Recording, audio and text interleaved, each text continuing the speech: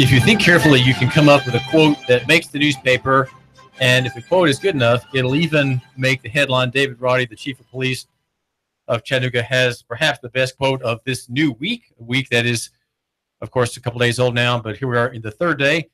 Tuesday, you are back on the job after having a day of rest from your regular labors yesterday, Labor Day, and you are back in the swing of things, and so am I. I enjoyed my time off. I did some writing and worked, gave some time to my aged mother, and did things around the house, a little bit of gardening, uprooted a stump that is along the fence line there next to her house. Finally, after years of going around it with a mower, I said, I'll take my pickaxe to that. And sure enough, it had rotted so badly that it came out with minor efforts. The great quote is from David Roddy, and it's wasn't esteemed quite good enough to make the headline in the story by Dave Flessner in the Chattanooga Times Free Press. But he says, Chattanooga police officers do not use military surplus weapons to protect our citizens and have yet to receive a call that requires the use of a bayonet or grenade launcher, David Roddy said. Now, that's a great comment. It's a great comment because it shows an interest in policing that is different from what we are to understand from press accounts. Was his previous outlook as a SWAT team manager. And the story that Dave gave us in, I think, the Saturday editions was about the return of the militarization program under a very militant and interventionist-minded Donald Trump, whom we thought was sort of against intervention, but who is proving to be just another typical federal president, all about intervening in the marketplace. Here he is, the capitalist. Of course, he's a debt capitalist, but he is nonetheless a capitalist, and is having his Jeff Sessions, the Attorney General, make a speech to the FOPs in Nashville, the Fraternal Order of Police in Nashville, opening again the spigot of military equipment from our innumerable interventions in deserts and jungles around the world, from the Philippines to the Middle East, excess equipment, surplusage, and it's going to be coming here to Hamilton County. The favorable comment by David Roddy, which suggests that he is not interested, is contrasted in Dave Flessner's story by comments from Jim Hammond. Jim Hammond leading the way in the story, and he is, of course, the sheriff of Hamilton County. And the lead is that he will be seeking surplus military equipment for his deputies after the lifting of the 1033 ban that was put in place by President Obama in 2014. He limited transfers of military war-making equipment, to police departments and sheriff's departments, probably because of the rioting after the killing of an innocent person in Ferguson, Missouri. Hamilton County has something better than the Bearcat, which I have a picture of on the front of Nooganomics.com last week. It's an MRAP, mine-resistant ambush protected vehicle, a vehicle that's almost $1 million worth, $733,000, designed to withstand 50 calibers. It's designed to stand probably not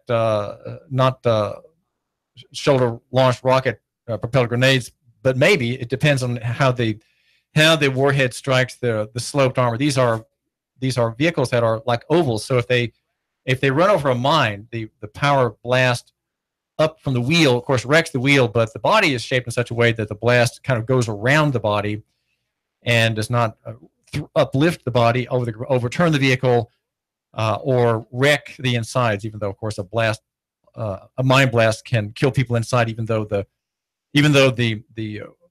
armor plate, the sloped armor plating, resists the force of the explosion. So it can resist those things. It can resist roadside bombs. Grenades can blow up nearby, harmlessly, sending shrapnel about, but not damaging the tires, which are probably solid foam-filled tires, or the armor plate.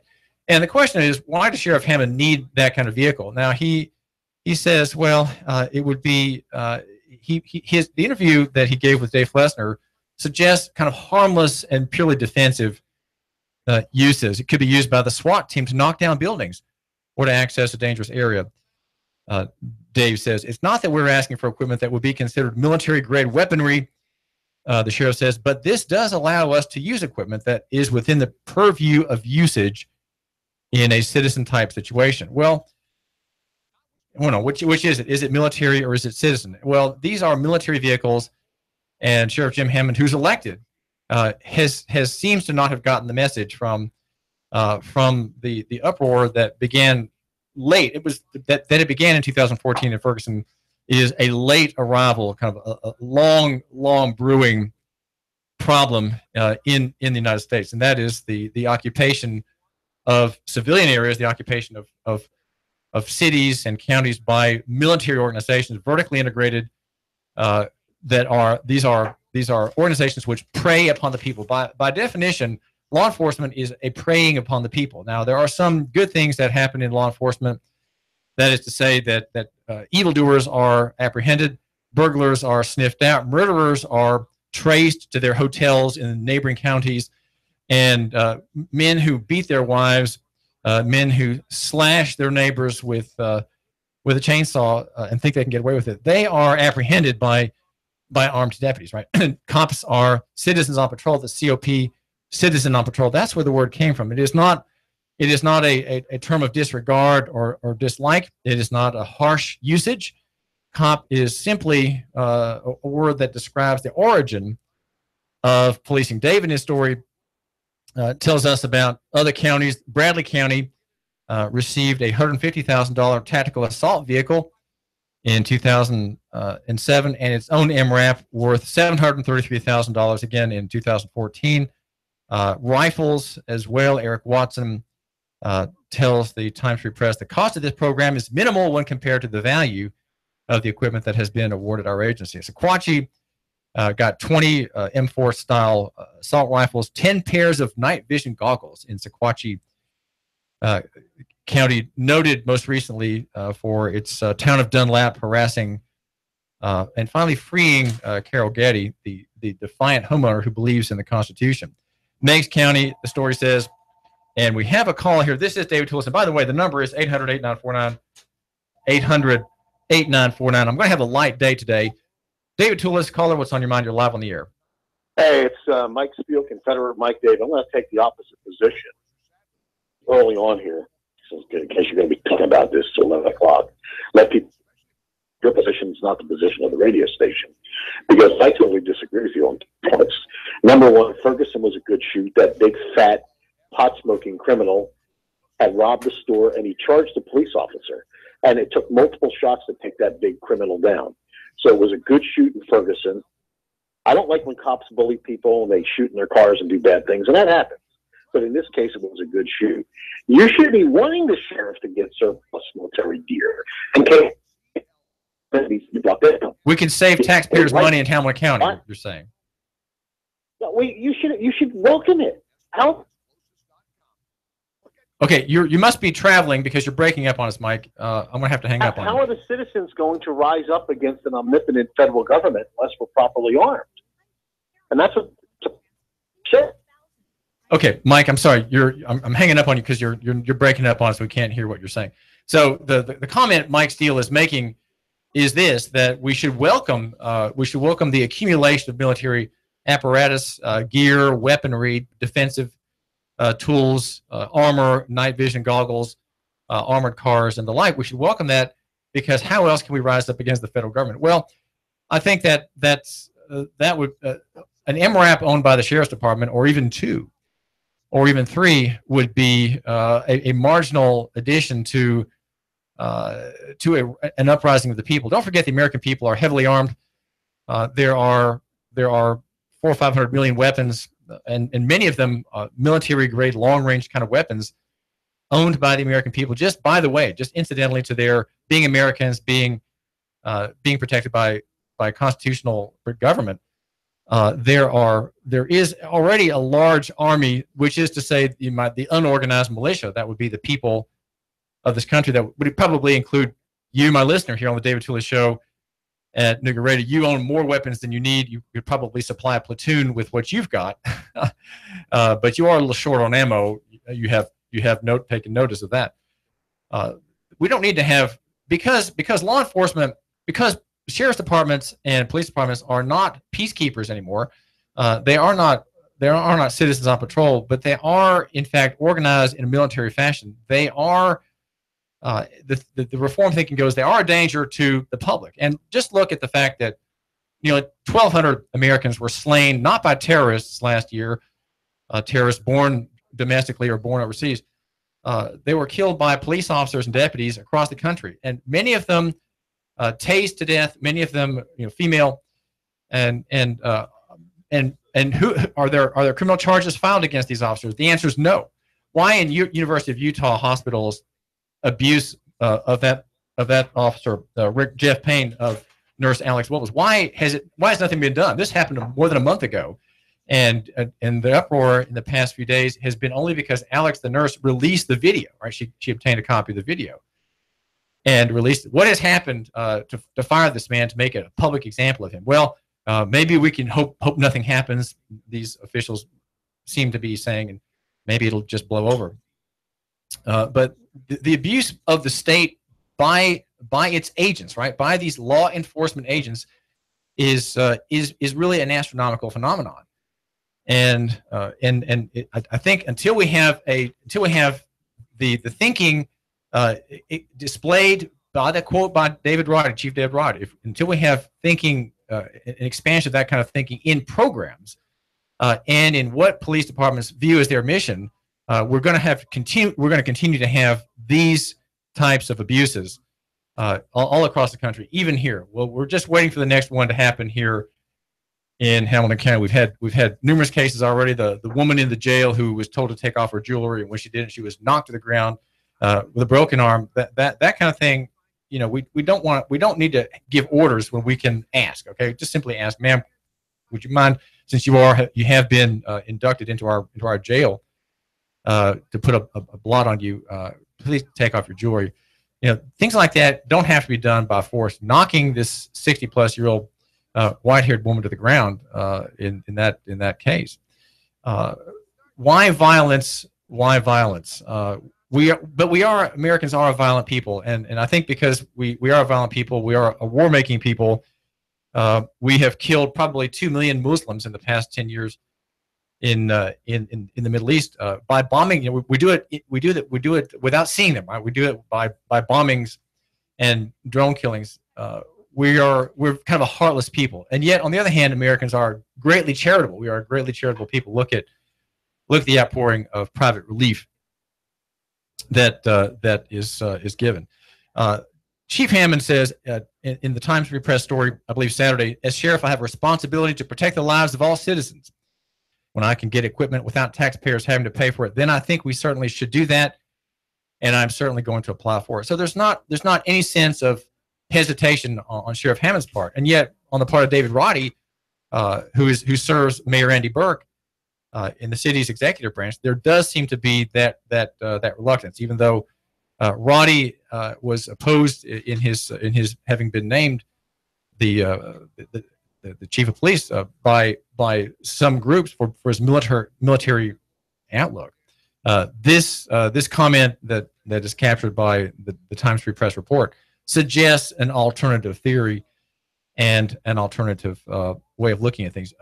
The American military has passed over $5 billion from 1997 on to police organizations across the country, including MRAPs, heavy weapons, armor, various launchers, night sights, and even the Times Free Press today does us the favor in the A section of having a story in its very limited space. Of course, the paper is shrinking, and there's a very limited space, but there was a story this morning. Make sure you look at it in A section about Ferguson, Missouri. There's a trial going on today of a 2012 case. Why this case has gone on this long is hard to say. 2012 charges of a man who was charged sitting in his car. He was charged.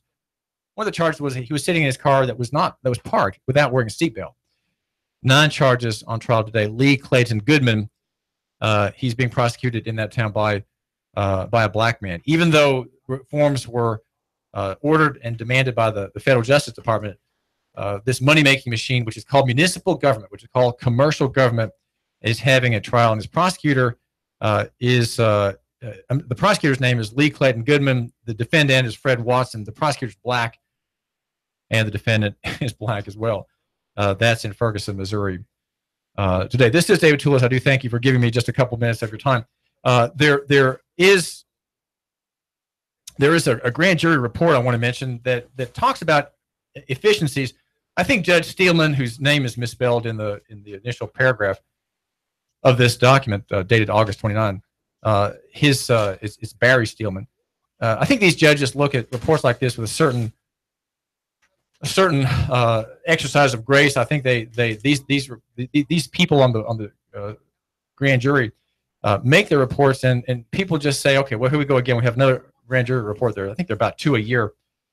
And the last grand jury report had a remarkable argument against people standing on their rights. It seemed to argue that, well, we really don't want to have people standing on their rights. It clutters up the system. And that is exactly how police reform will be brought about. It is how judicial reform will be brought about. And therefore, because people standing on their rights is something that's very difficult to encourage, it's hard to encourage it, and it's hard for people to actually do it. It's not likely that a reform will come from that direction, though the people themselves could bring it about by simply saying, indict me. Okay, just go ahead and indict me. Now, the grand jury report has several good points, and one touching on the problem of people with mental illness. Now, there's a story on the front of the paper today about, on the right-hand column, top above the fold on page 1, about people with mental problems and how they should not be treated as ordinary criminals. People with mental deficiencies, mental anxieties, who have medications, who have often these problems are theological and moral in nature, but they manifest themselves physically and in unusual acts, right? Unusual, as they say, types of behavior. But here now there's a recommendation which I think is mistaken. It's mistaken. It's number 9. It says, we strongly recommend that the state's constitution's regulations regarding misdemeanors be revisited. We observe that it should say far too many misdemeanors are bound over to the grand jury, which could much more easily and simply be handled in sessions court. These misdemeanors waste the state's time and money. Well, yes, but that's the reason the court system should be. It should be so cumbersome. It should be so troubling for the state to prosecute anybody that it should take a lot of time. It should be inefficient, and that's why when people demand to be indicted, as Hanson Melvin did, as Rochelle Gelpin did last year, demand to be indicted, what happens is you slow everything down. If people stand on their rights, there will be an ultimate reward, and that is a reduction in policing. Policing, you imagine in Chattanooga, it is impossible to reduce. There are 500 officers on the street. There are 500 people out there enforcing the law against you, okay? They're enforcing the law against you. They are protecting some people. They are solving some crimes. But the main job, as they will tell you, is law enforcement. It's not justice. It's law enforcement. These are separate activities. And if we have people who are working in law enforcement having to go to court for every misdemeanor, guess what happens to the number of misdemeanor charges filed? Well, they'll go down. They'll go down. The grand jury doesn't think that's a good thing. It seems to say, well, we need to keep people out of the indictment process. We need to keep people from asking for an indictment, or really, I should say, asserting their rights to an indictment. You have a right to be indicted. And if you handle everything in sessions court, if you plea bargain, as most people do, most people simply say, oh, this is so complicated, and so I'm in such a bizarre place here in this court. I think I'll just plea bargain, and I won't ask for an attorney. I don't have an attorney. I'll just do what seems convenient. Most people do that, and they end up blighting their records. They make it impossible for them to get a job later. And if you're poor and ignorant, as many people are who are accused, just look at the Chattanoogan.com arrests, the county arrest record every day. These are the commonest people. Look at their physiognomy, right? Look at their faces. They are the commonest people. People like you, my listener, you're not in that lineup, okay? You're not. But common people are, poor people are. Many of them are there for paper crimes. And the system works when people don't stand on their rights, but people just give in sessions court. And here the grand jury, the second grand jury, is saying we have too many misdemeanors that are bound over to the grand jury. Well, I'd say that's a good thing, right? It's good that grand jury has this working, because if the grand jury says stop sending all these cases over, law enforcement, that is to say CPD, the sheriff's department, and other municipal corporation police departments, they will start cutting back on arresting people and charging people with many of these non-crimes, these commercial crimes. Well, this is David Tulis. I do thank you for tuning in. I've got some important messages. Hang on.